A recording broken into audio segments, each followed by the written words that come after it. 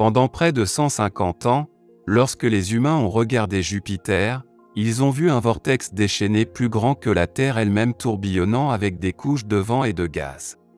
La grande tache rouge. Une tempête à haute pression qui se prépare sur Jupiter depuis des centaines d'années. En 2017, les observations du vaisseau spatial Juno de la NASA ont révélé que la racine de la grande tache rouge s'étendait 50 à 100 fois plus profondément que l'océan le plus profond de la Terre. Et il n'a pas l'intention de se terminer de sitôt. À la fin des années 1880, la grande tache rouge mesurait jusqu'à 35 000 miles de large, soit environ 4 fois le diamètre de la Terre. Puis, au moment où le vaisseau spatial Voyager a fait son voyage vers la géante gazeuse, un siècle plus tard, la tempête semblait avoir environ 2 fois la largeur de la Terre. Cela a conduit les scientifiques à se demander si la grande tache rouge diminuait de taille. En mai 2019, un astronome amateur a repéré quelque chose d'inhabituel à propos de la grande tache rouge.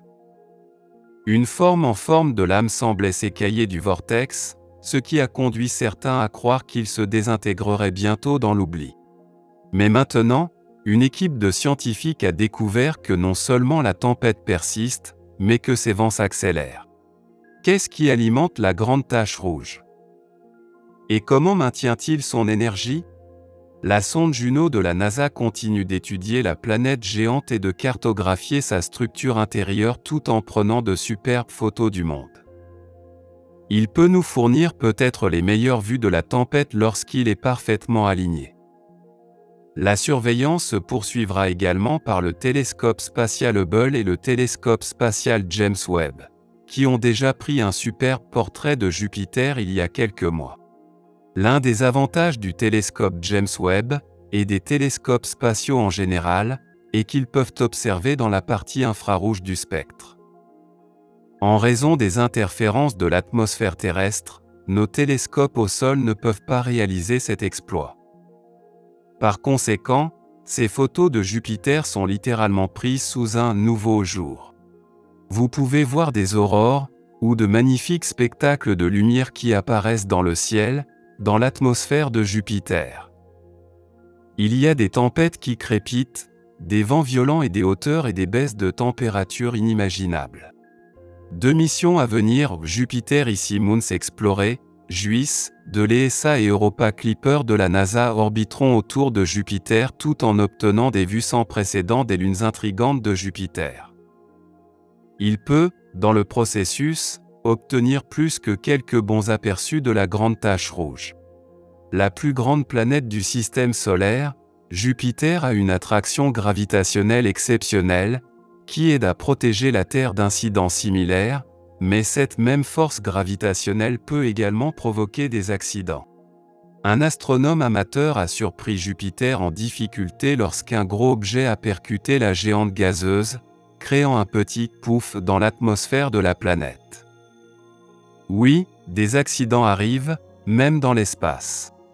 L'astronome brésilien José Luis Pereira a capté un éclair soudain et brillant sur Jupiter.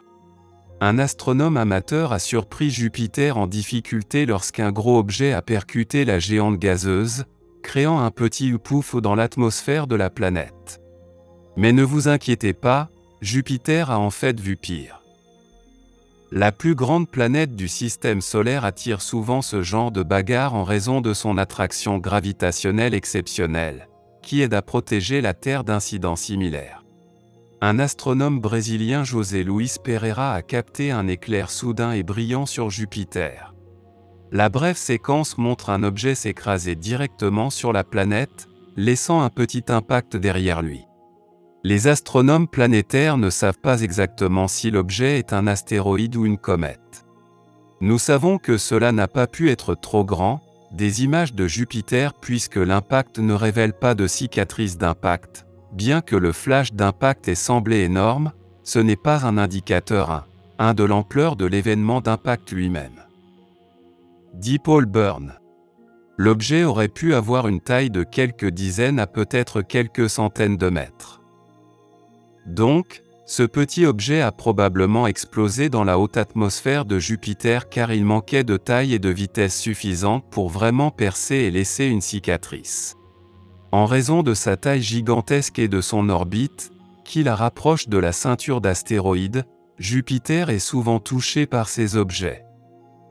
L'incident le plus célèbre a eu lieu en 1994 lorsque des fragments de la comète Shoemaker-Levy 9 sont entrés en collision avec Jupiter. Les scientifiques pensent que la taille massive de Jupiter détourne en fait certains de ses impacts du reste des planètes du système solaire en les prenant sur elles-mêmes. En tant que planète la plus grande et la plus massive autour du Soleil, la gravité de Jupiter est si forte qu'elle peut en fait projeter certains de ces objets spatiaux volants en dehors du système solaire avant qu'ils ne se rapprochent de la Terre. En fait, certains scientifiques pensent que c'est pourquoi la vie sur Terre a pu prospérer. Jupiter est alors comme l'enfant plus âgé protégeant les outsiders des brutes sur le terrain de jeu du système solaire. Celui qui prend sa part de succès en cours de route, mais qu'est-ce que je sais ?